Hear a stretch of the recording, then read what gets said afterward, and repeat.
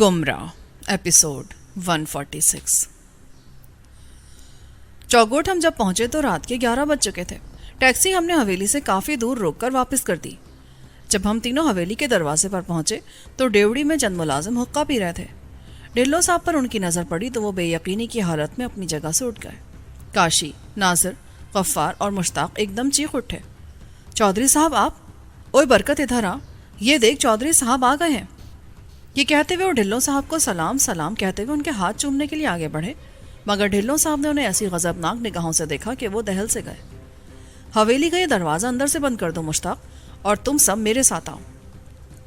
ये कहकर वो डेवड़ी से निकले और सहन में जा पहुंचे। बरकत सामने से आ रहा था। उसने ढिल्लो साहब को देखा तो उसकी हालत गैर हो गई। बंदूक उसके हाथ से छूटकर नीचे गिर गई। वो पागलों की तरह दौड़ता हुआ उन तक पहुंचा और हकलाते हुए बोला, सरकार आप कहाँ चले गए थे?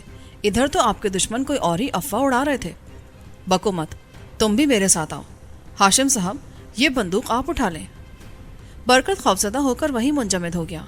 मैंने उसकी वो बंदूक उठाई तो वो बोला, आप ठीक तो हैं सरकार? नसीब दुश्मना, लोग कहते थे। बकवास बंद करो, मुझे पता है कि लोग क्या कहते थे। ये कहकर वो तेज तेज चलते हुए मेहमान खाने में जा घुसे। जनान खाने का उन्होंने रुख नहीं किया।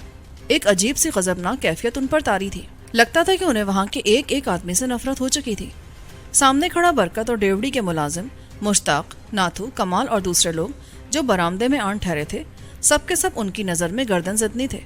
वो कुर्सी पर बैठे मगर फिर फौरन ही उठ गए।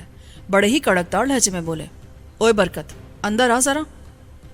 बरकत लरसता कांपता कमरे में दाखिल हुआ तो ढिल्लो साहब ने कड़कदार लहजे में पूछा, बरकत, तुम्हें पता है कि रागिब अली कहाँ है? उसे बुलाओ जरा। जी वो तो कत्ल हो चुका है। उधर रोही में उसकी लाश मिली थी। उसके साथ 3 आदमी और भी खत्म हो गए थे। क्या कह रहे हो तुम? किसने कत्ल किया उन्हें? कौन लोग थे उसके साथ? जी वो अख्तर, जमील और रजा भी उसके साथ थे। उन्हें किसी ने गोली मार दी थी। ये कैसे हो सकता है? ढिल्लो साहब ने गजबनाक होकर उल्टे हाथ का एक थप्पड़ बरकत के मुंह पे दे मारा। वो बेचारा उलटकर दीवार में जा लगा। क्या कर रहे हो तुम यहाँ? किसने मार दिया उन्हें? वो जी सरकार, इस बात का जवाब तो हाशिम साहब ही दे सकते हैं। इन्हें क्या पता? इनसे क्या पूछूं मैं? बरकत बुरी तरह लरस रहा था। ढिल्लो साहब ने उसे बाजू से पकड़कर दीवार से हटाया और बोले, मुझे बताओ, मैं इनसे क्या पूछूं? हुआ क्या था आखिर? किसने उन्हें आखिर किस लिए बाहर भेजा था? सरकार, मैं बिल्कुल बेगुनाह हूँ। मुझे तो खुद समझ नहीं आई। बेगम साहिबा ने उनसे आपोशों को हाशिम साहब के ताक़ुब में रवाना किया था। वो इन्हें मरवा देना चाहती थी और ये काम बदरी के इशारे पर हुआ था। बदरी? मैं समझ लूँगा, तुम सबसे समझ लूँगा। उनकी लाशों का तुमने क्या किया? वो तुझे पुलिस ले गई। सारे गांव में शोर मच गया था। फिर वो बेगम साहिबा के पास आए। सब लोगों को पता था कि वो हवेली के मुलाजिम हैं। बेगम साहिबा ने हाशिम साहब का नाम लिया। पर्चा उनके नाम कटा। बदरी उस मामले में सबसे ज़्यादा दिलचस्पी ले रहा था। वो तो हवेली का मालिक बन बैठा था और बेगम साहिबा उसकी हिमायत करती थी। इधर तो सभी कुछ बदल गया था सरकार। बरकत अब रोने लगा। उसकी आंखों से बड़े बड़े आंसू बह निकले, मगर ढिल्लो साहब का गुस्सा अभी तक नहीं कम हुआ। जाओ, अंदर जाकर फरासत बेगम को इधर भेजो। मगर ठहरो, मेरे तमाम नौकरों को पहले यहाँ जमा करो। कोई आदमी पीछे न रह जाए और सबसे हथियार ले लो।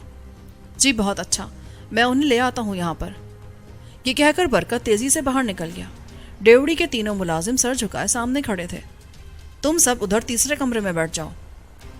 ढिल्लो साहब की आवाज़ सुनते ही वो तीनों मेहमान खाने के तीसरे कमरे में जा घुसे। बरामदा उनके वजूद से खाली हुआ तो ढिल्लो साहब कमरे से निकलकर सामने सहन में जा ठहरे। वो गुस्से से बिल्कुल पागल हो रहे थे। उस वक्त उन्हें हम भी नजर नहीं आ रहे थे। आबी अलग बैठा मुसलसल सिगरेट फूंक रहा था। अचानक उसने पैकेट मेरी तरफ बढ़ाया।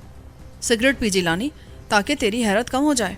ये इनका अंदरूनी मामला है, हमें इसमें दखल नहीं देना चाहिए।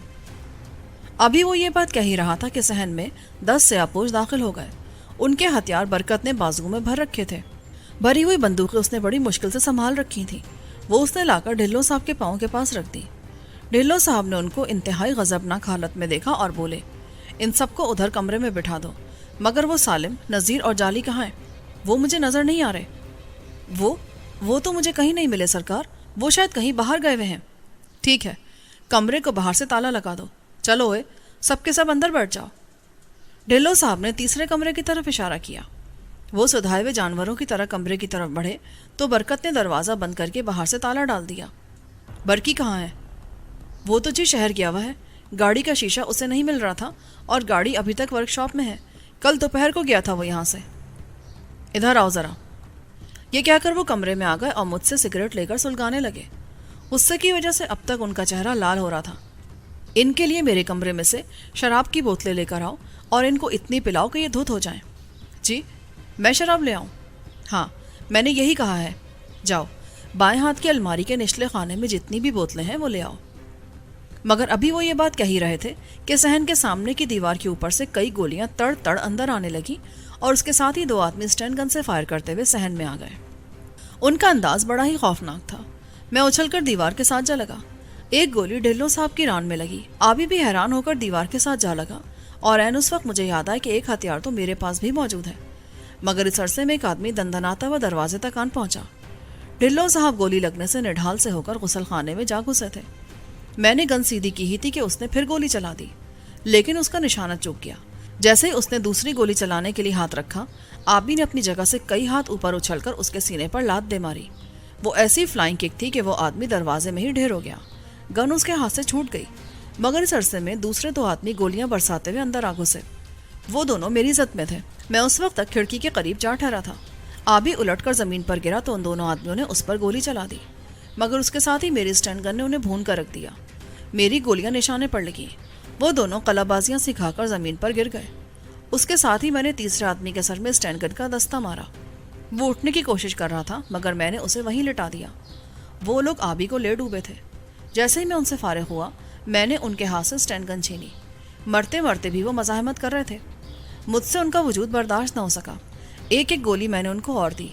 دونوں کے سینے چھلنی ہو گئے، مگر آبی تو لٹ چکا تھا۔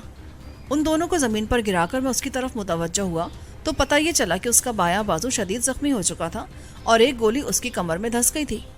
اس کو میں نے اٹھا کر پلنگ پر ڈالا تو سارا بستر اس کے لہو سے تر ہو گیا، مگر وہ ابھی تک ہوش میں تھا۔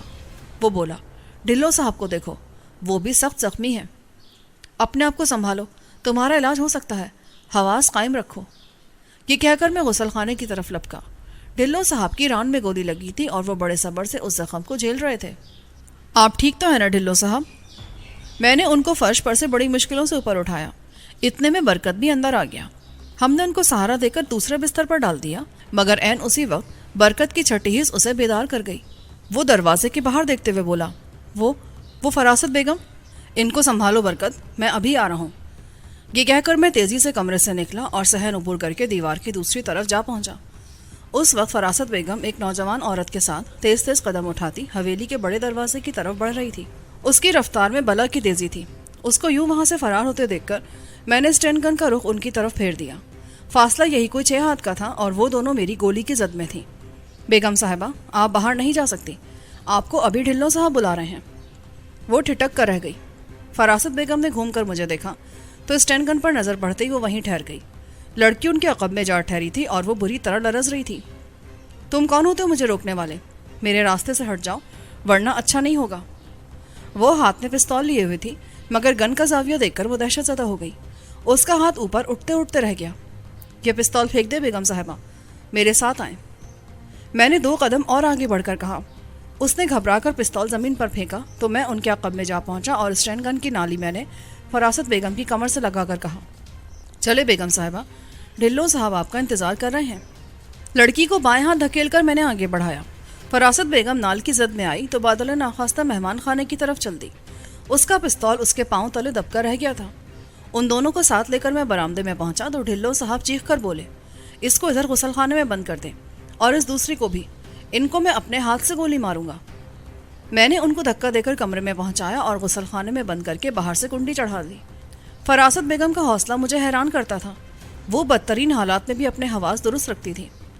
غسل خانے میں جب میں نے اسے بند کیا تو اس کے چہرے سے کوئی تاثر ظاہر نہیں ہو رہا تھا۔ وہ مجھے یوں دیکھ رہی تھی جیسے میرا کوئی وجود ہی نہیں تھا۔ اس کی ساری توجہ ڈھلو صاحب کی طرف تھی جو اس وقت اپنی زخمی ٹانگ کو دیکھنے میں لگے تھے۔ ان کا زخم انہیں کسی اور طرف دیکھنے کی مہلت نہیں دیتا تھا۔ آبی کا حال ڈھلو صاحب سے بھی زیادہ ابتر تھا اور وہ نڈھال ہوا جاتا تھا۔ برکت نے اس کے زخم پر ایک چادر رکھ دی تھی، مگر اس سے بھلا کیا ہونا تھا؟ برکت، جا ذرا گاؤں سے ڈسپینسر کو بلا لا اس سے کہنا مرہم پٹی کا سامان لے کر فوراً آ جائے۔ ڈھلو صاحب نے فکر مند لہجے میں کہا۔ آبی کے بارے میں وہ بھی سخت پریشان نظر آتے تھے۔ جی بہت اچھا، میں بس ابھی گیا اور ابھی آیا۔ یہ کہہ کر وہ تیزی سے باہر نکل گیا۔ آبی کے بازو پر میں نے چادر کی ایک پٹی کاٹ کر اس طرح باندھی کہ اس کا زیادہ خون نہ بہے۔ ایک پٹی میں نے کس کر اس کی کمر کے اوپر باندھی، مگر وہ زیادہ کارگر نہ تھی۔ زخم کا خون روک لینا کسی بھی طرح ممکن نہیں تھا۔ یوں ہی 15-20 منٹ گزر گئے۔ آبی پر غنودگی طاری ہونے لگی۔ اس کا خون شاید زیادہ ہی بہہ گیا تھا۔ کہ لاشیں یہاں سے ہٹا دے جیلانی صاحب، ڈسپینسر کو ان کا علم نہیں ہونا چاہیے۔ ڈھلو صاحب ٹھیک کہہ رہے تھے۔ ان تینوں آدمیوں کو میں نے باری باری ٹانگوں سے پکڑ کر کھینچا اور دوسرے کمرے میں ڈال دیا۔ تیسرا آدمی بے ہوش تھا، مگر زخم اسے کوئی نہیں لگا تھا۔ اس کو بھی میں نے وہیں پہنچا دیا، مگر فرش پر ان کے خون کے چھینٹے صاف نظر آ رہے تھے۔ یہ خون چادر سے صاف کر دیں، یہ بہت ضروری ہے۔ ابھی ڈھلو صاحب کی آواز کام کر رہے تھے۔ ان کے کہنے پر میں نے چادر لے کر خون کا وہ تلاؤ ختم کیا اور چادر پلنگ کے نیچے پھینک دی۔ کوئی 20 منٹ بعد برکت واپس آ گیا۔ ایک ادھیڑ عمر کا ڈسپینسر اس کے ہمراہ تھا۔ آ بھائی بیرم خان، تیری بڑی سخت ضرورت تھی، ادھر بڑا فساد ہو گیا تھا، پہلے ذرا ان کو تو دیکھ۔ ڈھلو صاحب نے ڈسپینسر کو خوش آمدید کہتے ہوئے کہا۔ اس نے سب سے پہلے آبی کو دیکھا تو بولا، گولی تو ان کی کمر میں دھنس گئی ہے۔ ہاں، جس طرح بھی ہو سکے اسے نکال دے۔ میرا خیال ہے یہ زیادہ اندر نہیں گھسی۔ اس نے اپنا ڈبہ کھولتے ہوئے کہا۔ وہ آدمی مرہم پٹی کے فن میں ماہر تھا۔ اپنا سارا سامان وہ ساتھ لے کر آیا تھا۔ اس نے آبی کو اندھے منہ لٹایا اور پھر وہ اپنے کام میں مشغول ہو گیا۔ آبی کی چیخیں مجھ سے برداشت نہیں ہوتی تھیں۔ میں وہاں سے ہٹ کر صحن میں جا نکلا۔ دروازہ برکت نے بند کر دیا تھا۔ کوئی آدھے گھنٹے بعد برکت نے دروازہ کھولا۔ دونوں کے زخموں پر ڈسپینسر نے پٹی باندھ دی تھی اور وہ بہت خوش تھا۔ جب میں کمرے میں پہنچا تو اس نے مجھے وہ گولی دکھائی جو اس نے آبی کے جسم سے نکالی تھی۔ وہ بولا، میاں صاحب، یہ تھی وہ گولی، میں نے نکال دی ہے۔ ڈھلو صاحب کا زخم زیادہ گہرا نہیں تھا، آپ فکر کی کوئی بات نہیں ہے، آپ ان کو دودھ وغیرہ پلوا دیں۔ جی ٹھیک ہے، میں ابھی لاتا ہوں۔ یہ کہہ کر برکت باہر نکلا تو میں آبی کے پاس جا بیٹھا۔ زخم کی ٹیس نے اسے اب تک نڈھال کر رکھا تھا، مگر ڈھلو صاحب اب بہت بہتر محسوس کر رہے تھے۔ اوے جھاوے، یہ کیا حال ہو گیا تیرا؟ ایک ہی رگڑے میں ختم؟ تنگ نہ کر یار، میری طبیعت ٹھیک نہیں ہے، سالوں نے یہ لمبی لمبی گولیاں گزار دی۔ وہ بچ تو نہیں گئے؟ نہیں، ان کا قصہ ختم ہو چکا ہے، اب تو جلدی سے ٹھیک ہو جا۔ پتہ نہیں کتنے دن لگیں گے، میرا تو خیال ہے زخم کچھ زیادہ ہی گہرا ہے، کچھ اس بیرم خان کا نشتر بھی کچھ زیادہ ہی اندر تک اتر گیا تھا۔ اچھا چودھری صاحب، اب میں چلتا ہوں، ڈسپینسری میں بھیڑ لگی ہوگی، میں شام کو پھر آؤں گا۔ ہاں ٹھیک ہے، اب تم جاؤ، شام کو ضرور آنا، یہ زخم جلدی بھر جانے چاہیے۔ آپ فکر نہ کریں، میں آج ہی ایک اور دوا منگوا لوں گا، اسے آپ کھا لیں گے تو جلدی ٹھیک ہو جائیں گے۔ یہ کہہ کر بیرم خان اسی وقت وہاں سے باہر نکل گیا۔ ڈھلو صاحب بولے، برکت، وہ شراب لیا اور ان سب کو پلا دے، سمجھا کہ نہیں؟ جی۔ تو بس پھر جا اور ہمارے لیے اندر سے نئے کپڑے بھی لے آ۔ برکت باہر نکلا تو میں نے ڈھلو صاحب سے پوچھا، یہ شراب کیوں پلا رہے ہیں آپ؟ بس دیکھتے جائیں، ابھی یہاں بہت بڑا ڈرامہ ہوگا۔ میں ان کی سوچ کا اندازہ نہیں لگا سکا، پتہ نہیں وہ کیسے منصوبے بنائے بیٹھے تھے۔ کچھ ہی دیر بعد برکت نے ان کے حکم کی تعمیل کی اور تیسرے کمرے میں اس نے سیاہ پوشوں کو شراب مہیا کر دی۔ وہ ہمارے لیے نئے کپڑے بھی لے آیا تھا۔ اس نے باری باری ہم سب کی حجامت بنائی اور پھر اپنے ہاتھوں سے اس نے ان دونوں کو نئے کپڑے پہنا دیے۔ ایک جوڑا میں نے بھی پہن لیا۔ برکت اس کام سے فارغ ہوا تو تیسرے کمرے کا دروازہ دھڑا دھڑ بجنے لگا۔ سیاہ پوشوں نے ان کی دی ہوئی شراب حلق سے نیچے اتار لی تھی اور اب وہ ادھم مچا رہے تھے۔ غسل خانے کا دروازہ کھول دیں اور ان دونوں کو تیسرے کمرے میں ڈال دیں۔ نہیں ڈھلو صاحب، یہ ظلم ہے، سراسر ظلم ہے۔ آپ اسے ظلم کہتے ہیں؟ نہیں ہاشم صاحب، یہ اسی سلوک کے مستحق ہیں۔ چلو اے برکت، یہ دروازہ کھول دے۔ برکت ڈھلو صاحب کا حکم نہیں ٹال سکتا تھا۔ وہ کوک بھرے کھلونے کی طرح آگے بڑھا اور اس نے غسل خانے کا دروازہ کھول دیا، مگر ہماری حیرت کی انتہا نہ رہی جب ہم نے یہ دیکھا کہ وہ دونوں عورتیں غسل خانے کے فرش پر چت پڑی تھیں۔ میں بھاگ کر ان تک پہنچا تو معلوم ہوا کہ فراست بیگم کے ہاتھ میں ایک چھوٹی سی شیشی تھی جو خالی نظر آتی تھی۔ وہ دونوں زہر پھانک کر مر چکی تھیں۔ نہ فراست بیگم کے بدن میں زندگی کی رمق باقی تھی اور نہ اس نوجوان لڑکی میں، وہ مٹی کا ڈھیر ہو چکی تھی۔ ان دونوں کو یوں بے جان دیکھ کر ڈھلو صاحب نے اپنا سر پیٹ لیا۔ وہ فراست بیگم کو باہوں میں لے کر رونے لگے۔ ایسا لگتا تھا جیسے انہوں نے اس کے سارے ہی گناہ معاف کر دیے ہوں۔ وہ ان کی بہت چہیتی بیگم تھی، وہ اس سے بہت ٹوٹ کر محبت کرتے تھے۔ وہ بولے، میں نے اسے سب سے زیادہ عزت دی، اس کی کسی بات کو نہیں ٹالا، مگر یہ کافر ہو کر مری، یہ میرے ہی خلاف ہو گئی، پتہ نہیں یہ مجھ سے اتنی نفرت کیوں کرتی تھی۔ ڈھلو صاحب روتے رہے۔ ہم نے اس دوران دونوں عورتوں کو وہاں سے اٹھا کر ساتھ کے کمرے میں ڈال دیا۔ آبی اپنی جگہ جم کر بیٹھا رہا. اسے وہ سارا سلسلہ بہت ہی بے ڈھب نظر آتا تھا. نہ تو اسے ڈھلو صاحب سے ہمدردی تھی اور نہ فراست بیگم سے. وہ بستر پر بیٹھا بڑے اطمینان سے سگریٹ پیتا رہا. جب میں اور برکت دوبارہ کمرے میں آئے تو ڈھلو صاحب تب بھی رو رہے تھے. انہیں چپ کراؤ یار، اب بھلا یوں رونے کا کیا فائدہ، اب تو سبھی کچھ ختم ہو چکا ہے. آبی نے سگریٹ فرش پر مسلتے ہوئے کہا. تیسرے کمرے سے سیاپوشوں کا شور مسلسل اٹھ رہا تھا. شراب نے انہیں پاگل کر دیا تھا. میں نے ڈھلو صاحب کے پاس بیٹھ کر بڑی مشکلوں سے انہیں چپ کرایا. وہ بولے، چلو برکت، مجھے حویلی کے اندر پہنچا دو، ذرا سہارا دو مجھے. برکت آگے بڑھا اور ان کو سہارا دے کر مہمان خانے سے باہر لے گیا. جب ڈھلو صاحب برآمدے میں پہنچے تو تیسرے کمرے سے اٹھتا شور سن کر وہ بولے، ابھی ان سب کو ادھر ہی رہنے دو، 2 گھنٹے بعد انہیں کھول دینا اور ان لاشوں کو اٹھا کر حویلی کے پچھلے حصے میں دفن کر دو اور اسی حالت میں ان کو وہاں دبا دو. اسی وقت برکی حویلی کے صحن میں داخل ہوا. دروازہ اس کے لیے پتہ نہیں کس نے کھولا تھا. وہ لمبا سا اوور کوٹ پہنے تھا. ڈھلو صاحب کو دیکھ کر وہ بہت حیران ہوا اور تیزی سے ان کی طرف لپکا. ان کی واپسی اس کے لیے کسی معجزے کی حیثیت رکھتی تھی. آپ کہاں چلے گئے تھے چودھری صاحب؟ ہم سب تو بالکل ہی بے سہارا ہو گئے تھے. میں ادھر ہی تھا یار. وہ تیری گاڑی کہاں ہے؟ وہ تو جی میں ساتھ ہی لے آیا ہوں. اس کا شیشہ ویشہ سب ٹوٹ گیا تھا، اس کی مرمت کروا کر لایا ہوں. ٹھیک ہے، تم یوں کرو کہ ہاشم صاحب اور ان کے دوست کو ابھی شہر لے جاؤ. ان کو کسی ڈاکٹر کی شدید ضرورت ہے. بیرم خان سے علاج کروا دیا تھا مگر مجھے ڈر ہے کہ ان کی تکلیف دور نہیں ہوئی. جی بہت بہتر. ہوا کیا ہے انہیں؟ کچھ فساد ہو گیا تھا یہاں. ہاشم صاحب آپ اس کے ساتھ ابھی چلے جائیں. آبی کو صحت ہو جائے تو پھر ادھر آ جائیے گا. ٹھیک ہے ڈھلو صاحب. بھائی آبی، یہاں ٹھہرنے کا اب کوئی فائدہ نہیں ہے، بس تیار ہو جا. میرا خیال ہے آبی ذہنی طور پر پہلے سے ہی تیار بیٹھا تھا. اگر ڈھلو صاحب نہ بھی کہتے تو وہ شہر کی طرف چل دیتا. برکی نے کمرے میں آ کر آبی کو سہارا دیا مگر جب اس نے دیکھا کہ وہ چل ہی نہیں سکتا تو اس نے آبی کو کندھے پر ڈال لیا اور ہم دونوں وہاں سے اٹھ کر حویلی سے باہر نکل گئے. ڈھلو صاحب برکت کے ساتھ زنان خانے کی طرف جا چکے تھے. ہم سے انہوں نے الوداعی کلمات بھی نہیں کہے. پتہ نہیں وہ کس سوچ میں گم تھے. میں نے بھی ان کی طرف زیادہ توجہ نہیں دی. شاید ڈھلو صاحب اپنے اغوا کا ذمہ دار مجھے ہی ٹھہرا رہے تھے. انہیں گہرا یقین تھا کہ سارے فساد کی اصل جڑ میں ہی ہوں. اگر میں بلبیر سنگھ کو ان کے حوالے نہ کرتا تو وہ سوچتے ہوں گے کہ سہسرام کے گردوارے میں وہ لوگ انہیں اس کا قاتل نہ ٹھہراتے. ان پر وہ وہی الزام لگاتے تھے اور یہی بات ان کی سمجھ میں نہیں آتی تھی.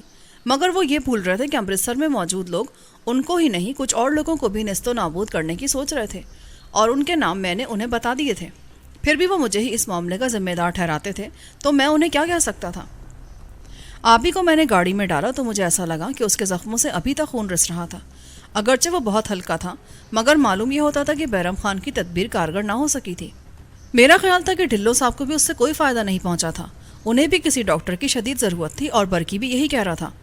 جب میں گاڑی میں آبی کے قریب جا بیٹھا تو وہ بولا، میرا خیال ہے یہ مرہم پٹی بیرم خان نے کی ہوگی. ہاں، اسے برکت بلا لایا تھا مگر وہ بیچارہ ڈسپینسر کیا کر سکتا تھا. ہے تو وہ بہت سیانہ مگر یہ معاملہ زیادہ گہرا نظر آتا ہے. ڈھلو صاحب کے لیے بھی مجھے ڈاکٹر کو بلانا پڑے گا. وہ بھی سخت زخمی ہیں. ہاں، ان کے لیے بھی کوئی ڈاکٹر لے آؤ مگر جلدی چلو. گاڑی تک آتے آتے میرے بھی زخم کھل گئے ہیں. آبی نے اپنے وجود پر نظر ڈالتے ہوئے کہا. اب تک وہ بڑی بے فکری سے کمرے میں بیٹھا سگریٹ پھونکتا رہا تھا مگر خون سے پٹی کو سرخ ہوتے دیکھ کر اس کا دل ڈولنے لگا. یہ زخم بھی مجھے ہی لگنا تھا. پر تو کیسے بچ گیا جیلانی؟ تیرے پاس تو کوئی گیدڑ سنگی ہے، تو ہر چکر سے بچ جاتا ہے. برکی ہمیں لے کر بڑی سڑک پر جا پہنچا اور کوئی آدھے گھنٹے بعد ہم لاہور کی حدود میں داخل ہو گئے. آبی کو میں نے ایک پرائیویٹ کلینک میں داخل کروا دیا. اس کا نام رحمان گل کلینک تھا. فیروز پور روڈ پر وہی کلینک سب سے پہلے ہمارے سامنے آیا تو میں نے گاڑی وہیں رکوا دی. سرکاری اسپتال میں جانے کی ہم ہمت نہیں رکھتے تھے. برکی اپنے ڈاکٹر کی طرف بھاگ گیا. اسے ڈھلو صاحب کی فکر لگی تھی. جب کلینک کے لوگ آبی کے علاج میں لگ گئے تو میں نے ایک ٹیکسی لی اور سیدھا اپنے بینک جا پہنچا. اس کے دروازے بند ہو چکے تھے مگر لوگ ابھی تک اندر ہی موجود تھے. اس وقت 1:30 بج چکا تھا. بینک کے اندر جانے کا کبھی راستہ کھلا تھا. سارا عملہ وہیں سے آ جا رہا تھا. ہماری اتنی بڑی رقم وہاں موجود تھی. مجھے اندر جانے کے لیے کسی کی اجازت کی ضرورت نہیں تھی. میں بینک کے عقبی دروازے سے ہوتا ہوا اندر جا پہنچا. مینیجر اپنے کمرے میں موجود تھا. جب میں اس کے کمرے میں پہنچا تو اس نے مجھے پہچان لیا. وہ ایک دم کرسی سے اٹھا اور مسافے کے لیے ہاتھ آگے بڑھا کر بولا، آئیے صاحب، کیسے مزاج ہیں آپ کے؟ آپ کی مہربانی ہے بھٹا صاحب. بینک تو بند ہو گیا ہے، کوئی گنجائش نکل سکتی ہے؟ کیوں نہیں، آپ کے لیے تو ہر وقت گنجائش نکالی جا سکتی ہے جناب. ابھی چند ہی دن ہوئے کراچی سے آپ کے حساب میں بہت بڑی رقم جمع ہوئی ہے. وہ آپ نے بھیجی تھی؟ میرے بزنس پارٹنر نے وہ رقم بھیجی تھی. اس نے مجھے اطلاع دے دی تھی۔ آپ یوں کریں کہ مجھے 50,000 روپے نکلوا دیں۔ یہ کون سی مشکل بات ہے؟ آپ چیک لکھ دیں، چائے تو پئیں گے نا آپ؟ چیک تو میرے پاس نہیں ہے، کوئی لوز چیک دے دیں۔ مصیبت یہ ہے کہ میں چیک بک سنبھال کر نہیں رکھ سکتا۔ کوئی بات نہیں، یہ آپ کا اپنا بینک ہے، میں ابھی چیک دیتا ہوں۔ یہ کہہ کر اس نے دراز کھول کے چیک میرے حوالے کر دیا۔ چپراسی چائے لے کر اندر آ گیا۔ وہ بولا، بس تم جاؤ اور یہ چیک لے جاؤ، زبیر سے کہو کہ یہ رقم دے دے۔ اس نے چپراسی کو چیک تھما دیا۔ عین اسی وقت ٹیلی فون کی گھنٹی بجی۔ بھٹا نے تڑپ کر ریسیور اٹھایا اور بولا، کون صاحب؟ اوہ، تو یہ آپ ہیں؟ وہ میرا پیغام مل گیا تھا آپ کو؟ اچھا، یہ تو بہت اچھا ہوا، میں آپ کا منتظر ہوں۔ اس نے بڑے معنی خیز انداز سے مجھے دیکھتے ہوئے کہا اور پھر فون بند کر دیا۔ اس کے ہاتھ لرز رہے تھے، اس کے چہرے پر ہلکی سی زردی آ گئی۔ محسوس مجھے یہ ہو رہا تھا کہ وہ اپنے وجود میں کسی خاص وجہ سے لرز کر رہ گیا ہے۔ وہ میری طرف بسکٹ بڑھا کر بولا، یہ بھی کھائیں جناب نیازی صاحب۔ کیا بات ہے، آپ کچھ پریشان لگ رہے ہیں، خیر تو ہے؟ جی نہیں، میں تو بالکل ٹھیک ہوں۔ کیوں، کیا محسوس کرتے ہیں آپ؟ اس نے خود کو بہت زیادہ پرسکون ظاہر کرتے ہوئے کہا، مگر جب اس نے سگریٹ کے پیکٹ پر ہاتھ رکھا تو اس کا اندرونی اضطراب اور زیادہ نمایاں ہو گیا۔ اس کی انگلیاں واقعی لرز رہی تھیں۔ وہ اضطرابی کیفیت کا شکار تھا۔ اچانک میرے ذہن میں اجالا سا ہونے لگا۔ مجھے اس وزیر علی بھٹا کے رویے نے حیرت میں ڈال دیا تھا۔ اس کا وہ فون اور گفتگو اب تک میرے ذہن میں گونج رہی تھی۔ میرے اور اس کے درمیان دیوار حائل ہو رہی تھی۔ چپراسی چیک لے کر ایک دم واپس آ گیا اور بولا، صاحب جی، یہ دستخط صحیح نہیں ہے، دوبارہ کرا دیں، کلیم صاحب نے کہا ہے۔ میں نے چیک اس سے جھپٹ لیا۔ دستخط تو میرے ویسے ہی تھے جو ان کے ریکارڈ میں موجود تھے، پھر بھی میں نے چیک سامنے رکھ کر اس پر دوسرے دستخط کر دیے جو زیادہ واضح تھے۔ وہ چیک لے کر واپس گیا اور 2 منٹ بعد اس نے مجھے 50,000 روپیہ لا کر دیا۔ اسے میں گن کر جیب میں رکھ ہی رہا تھا کہ کیبن کا دروازہ کھلا اور 2 آدمی بلند آواز سے بھٹا صاحب کو سلام کہتے ہوئے اندر آ گئے۔ بھٹا اپنی جگہ سے فوراً اٹھ گیا اور بولا، آئیے مرشد صاحب، کہیے کیا حال ہے آپ کے؟ بس جی، اللہ کا شکر ہے، آپ سنائیں۔ یہ کہہ کر اس شخص نے مجھے کچھ ایسے انداز سے گھور کر دیکھا جیسے وہ مجھے پہچاننے کی کوشش کر رہا ہو۔ اس کا حلیہ ہی بتا رہا تھا کہ وہ پولیس کا آدمی ہے۔ اس کا ڈل ڈول ہی ایسا تھا۔ وہ شلوار قمیص پہنے تھا اور اس پر سلیٹی رنگ کا کوٹ اس نے ڈال رکھا تھا۔ دوسرا آدمی بھی اسی قماش کا تھا۔ ان کو دیکھتے ہی میرا دماغ الٹنے لگا۔ وزیر علی بھٹا نے میری کسی بات پر شک کرتے ہوئے مجھے پولیس کے حوالے کرنے کا فیصلہ کر لیا تھا۔ وجہ بھی مجھے معلوم نہ ہو سکی، مگر اس کے اضطراب و سراسیمگی کا مطلب اب میں سمجھ رہا تھا۔ میرا چپ شاہ میری دائیں جیب میں تھا۔ پیشتر اس کے کہ مرشد اپنا ہتھیار نکالتا، میں نے اپنا چپ شاہ ایک دم ان کے سامنے تان لیا۔ مرشد علی، بہتر ہے کہ تم منہ دوسری طرف کر لو، ورنہ اچھا نہیں ہوگا۔ وہ میری یہ بات سن کر پاگل ہو گیا۔ کہ کیا کہہ رہے ہیں آپ؟ میں ٹھیک کہہ رہا ہوں، میرا پستول بھرا ہوا ہے۔ مگر تم یہاں سے بچ کر نہیں جا سکتے ہو، بینک کو پولیس نے گھیرے میں لے لیا ہے، بہتر ہے کہ تم یہ پستول پھینک دو۔ ایسا نہیں ہوگا وزیر علی، تم نے اچھا نہیں کیا، میں تمہیں کبھی معاف نہیں کروں گا، اس کی قیمت تمہیں ادا کرنی پڑے گی۔ میں نے بھٹا کی طرف دیکھے بغیر کہا۔ میرے وہم و گمان میں بھی یہ بات نہیں آ سکتی تھی کہ وہ مجھ سے یوں دھوکہ کرے گا۔ اسے اس رقم نے چونکنا کر دیا تھا جو آبی نے میرے حساب میں جمع کروائی تھی۔ میرے بارے میں کوئی خبر اس نے اخبار میں ضرور پڑھی ہوگی، پولیس سے اس نے بہت پہلے رابطہ قائم کر لیا ہوگا۔ حالات پتہ نہیں کیا تھے، مگر میں اس وقت بینک میں محصور ہو کر رہ گیا تھا اور ان کے 2 بڑے ہی جیدار آدمی میرے سامنے آن ٹھہرے تھے۔ ان کو پستول کی زد میں لے کر میں بجلی ایسی صورت سے الٹے قدموں سے دروازے کی طرف بڑھا تو عین اس وقت مرشد نے ایک دم میز کے نیچے جھکنے کی کوشش کی۔ میں نے بے دریغ اس پر گولی چلا دی۔ وہ تڑپ کر دیوار میں جا لگا۔ اس کے وزن سے تپائی پر رکھی ٹرے الٹ گئی۔ گولی اپنا کام کر گئی تھی۔ اس کا دایاں کندھا زخمی ہو گیا تھا۔ بینک اس وقت بالکل خالی ہو چکا تھا۔ وہ لوگ ان سے کہہ آئے ہوں گے کہ سب لوگ وہاں سے الگ ہٹ جائیں۔ ساری ہی میزیں خالی پڑی تھیں۔ جیسے ہی مرشد نیچے گرا، دوسرے آدمی نے ذرا سی مہلت سے فائدہ اٹھا کر پاگلوں کی طرح آگے بڑھ کر میری کلائی پکڑنے کی کوشش کی۔ وہ میرے دائیں ہاتھ کھڑا تھا، مگر میں نے پوری قوت سے دایاں گھٹنا اس کے پیٹ میں دے مارا۔ چوٹ بہت سخت تھی۔ وہ درد سے پاگل ہو کر فرش پر بیٹھ گیا۔ دوسری گولی میں نے جان بوجھ کر نہیں چلائی۔ دروازہ کھول کر میں کیبن سے باہر آ گیا اور اس پر کنڈی چڑھا دی، مگر اس عرصے میں پولیس کے سپاہی بینک کے اندر گھس آئے تھے۔ جیسے ہی میں دروازے سے باہر نکلا، وہ اندر کے منظر کو پوری طرح سمجھ گئے۔ دروازے کے سامنے ایک بڑی سی لوہے کی الماری پڑی تھی۔ سپاہیوں کو دیکھتے ہی میں اس الماری کی طرف بڑھا، مگر تھانے دار نے مجھ پر نظر پڑتے ہی گولی چلا دی۔ وہ مجھ سے 2 انچ کے فاصلے سے گزری اور الماری میں جا گھسی۔ اس کے ساتھ ہی 3 سپاہیوں نے 2 قدم آگے بڑھ کر مجھ پر فائر کھول دیا۔ وہ الماری کو نشانہ بنانا چاہتے تھے۔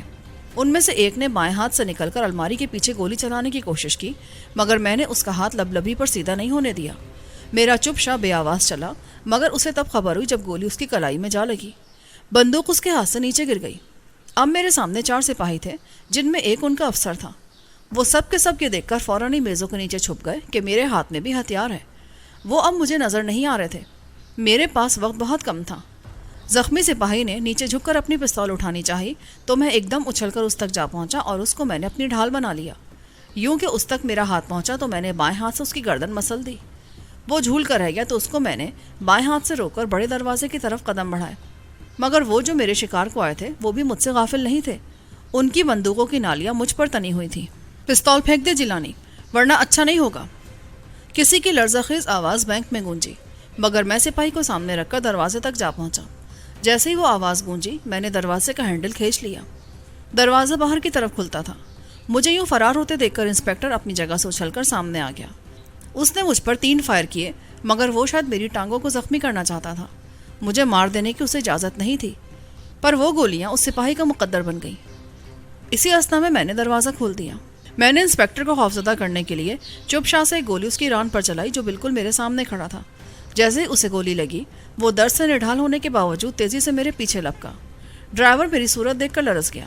میں نے دروازہ کھول کر ڈرائیور کو کھینچا اور سیٹ سے باہر نکال لیا۔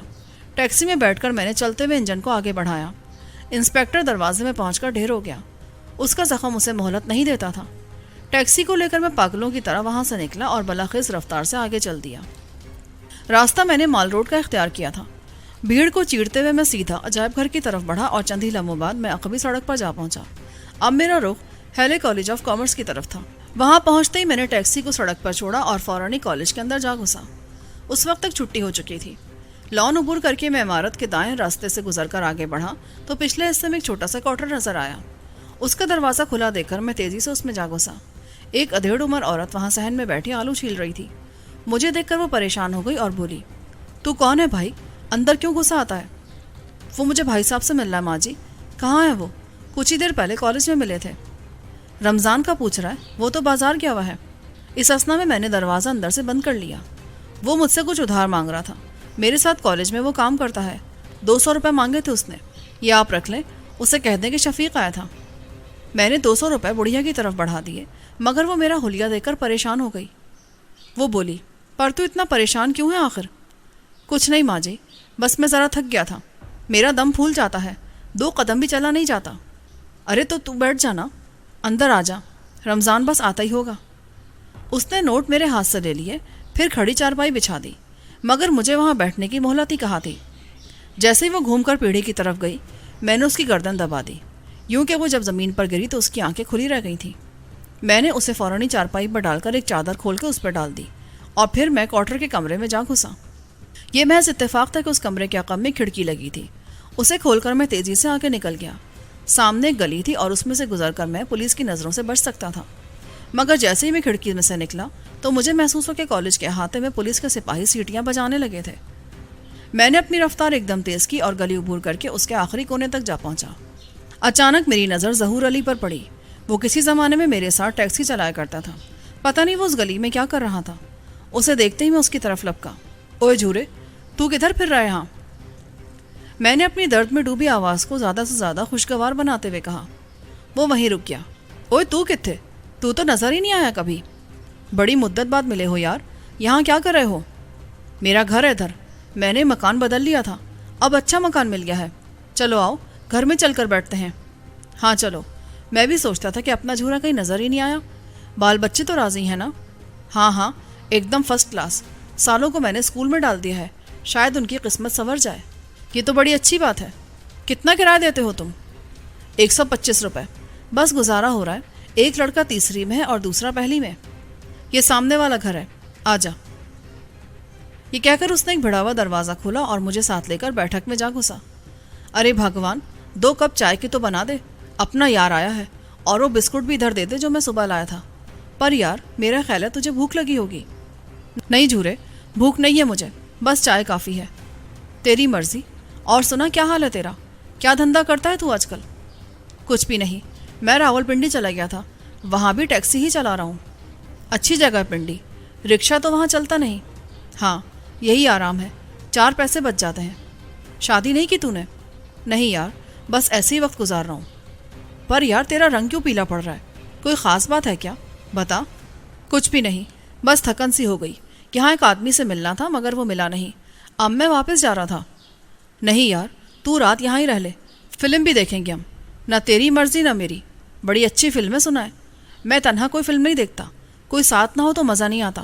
اب تو مل گیا ہے نا، ٹھیک ہے، رات کا آخری شو دیکھیں گے، میں نے اسے ٹالتے ہوئے کہا۔ جھورا کوئی آدھے گھنٹے تک میرے پاس بیٹھا رہا، مگر جب اس نے دیکھا کہ میری آنکھیں بند ہونے لگی ہیں اور میں ٹھیک سے اس کی بات کا جواب نہیں دیتا تو اس نے میرے لیے بستر کی چادر سیدھی کی اور ایک لحاف پائتی میں ڈال دیا۔ تو آرام کر لے یار، بہت تھکا ہوا لگتا ہے۔ میں ذرا صحن میں بیٹھتا ہوں، آج میں نے چھٹی کر لی تھی، گاڑی میں کچھ کام تھا۔ ٹھیک ہے یار، مہربانی، میں نے تجھے خواہ ہی پریشان کیا۔ اس میں پریشانی والی کیا بات ہے؟ مہمان تو اللہ کی رحمت ہوتا ہے بھائی، تو بے فکر ہو کر سو جا، شام کے لیے میں تیرے واسطے مرغا پکواؤں گا۔ یہ کہہ کر وہ بیٹھک کا دروازہ بند کر کے باہر نکل گیا۔ میں کوئی 3 گھنٹے تک نیم بیداری کی حالت میں جھورے کے بستر پر لیٹا رہا۔ میرا خیال اس وقت شام کے 5 بج رہے تھے جب میں نے بستر چھوڑا اور منہ ہاتھ دھونے کے لیے پہلو میں بنے غسل خانے میں جا گھسا۔ جھورے نے نل کا چلنے کی آواز سنی تو اندر آ گیا۔ تو اٹھ گیا جیلانی، منہ ہاتھ دھو لے، کھانا تیار ہے۔ منہ ہاتھ دھو کر میں کمرے میں جا بیٹھا۔ جھورا اتنے میں کھانا لے آیا۔ اس کی بیوی کھانا اچھا پکاتی تھی۔ میں نے تعریف کی تو جھورا خوش ہو گیا، بولا تو بھی شادی کر لے یار۔ ہاں، میں نے بھی یہی سوچا ہے۔ مجھے ایک بہت ضروری کام ہے پیارے، اگر وہ ہو گیا تو میں یہاں 9 بجے تک پہنچ جاؤں گا، ورنہ سمجھنا میں یہاں نہیں ہوں۔ ایسا بھی کیا کام ہے یار، 9 بجنے میں تو بہت دیر ہے۔ قسم اللہ کی بڑی زبردست فلم لگی ہے، ضرور دیکھیں گے۔ بس 2 گھنٹے کا کام ہے، میں 9 بجے تک پہنچ جاؤں گا۔ ٹھیک ہے، تیری مرضی ہے۔ میں جھورے سے اسی وقت رخصت ہو گیا۔ باہر نکل کر میں نے ٹیکسی پکڑی اور سیدھا بادامی باغ جا پہنچا۔ پھر میں نے ٹیکسی چھوڑی اور مختلف گلیوں سے گزرتا ہوا اس کوٹھی تک جا پہنچا جس میں فوزیہ رہتی تھی، وہ خاتون جو مجھے دیکھنے کے لیے تھانے آن پہنچی تھی۔ میں دعا مانگ رہا تھا کہ وہ مجھے گھر پر ہی مل جائے، حالانکہ آبی نے اس کے بارے میں یہی بتایا تھا کہ اس نام کی کوئی عورت وہاں موجود نہیں ہے۔ بہت سی بے چراغ گلیوں میں سے گزر کر میں بلاخر اس کوٹھی تک جا پہنچا۔ اس وقت تک شام گہری ہو چکی تھی، 6 بج رہے تھے۔ کوٹھی دیکھ کر مجھے اندازہ ہوا کہ وہ تو سر تا سر آباد مکان تھا، اس میں جا بجا بتیاں روشن تھیں۔ گیٹ کے اندر ایک چوکیدار کھڑا تھا۔ دستک کے جواب پر وہ فوراً باہر آیا اور بولا، کیا بات ہے؟ کس سے ملنا ہے آپ کو؟ خواجہ غلام علی کا گھر یہی ہے؟ جی، حکم کرو۔ کیا وہ اس وقت گھر پر ہیں؟ جی نہیں، وہ کراچی گئے ہوئے ہیں۔ میرا نام غلام جیلانی ہے اور مجھے خواجہ صاحب کی بیٹی فوزیہ سے ملنا ہے، ایک بہت ضروری پیغام ہے ان کے نام۔ کہاں سے آئے ہیں آپ؟ میں رائے ونڈ سے آیا ہوں، بس ان تک میرا پیغام پہنچا دو۔ اور کون کون ہے گھر میں؟ جی ان کی والدہ ہیں، بہنیں ہیں۔ مگر آپ کیوں پوچھ رہے ہیں؟ ویسے ہی پوچھ رہا ہوں، بس تم انہیں میرا نام بتا دو۔ ٹھیک ہے، آپ ادھر ہی ٹھہریں، میں ان کو بتا دیتا ہوں۔ یہ کہہ کر اس نے گیٹ اندر سے بند کر لیا اور تیز تیز قدم اٹھاتا ہوا وہ عمارت کی طرف نکل گیا۔ میں نے سگریٹ سلگا لیا اور ماحول میں رچے دبی سناٹے سے جان بچانے کے لیے گیٹ سے ہٹ کر کھڑا ہو گیا۔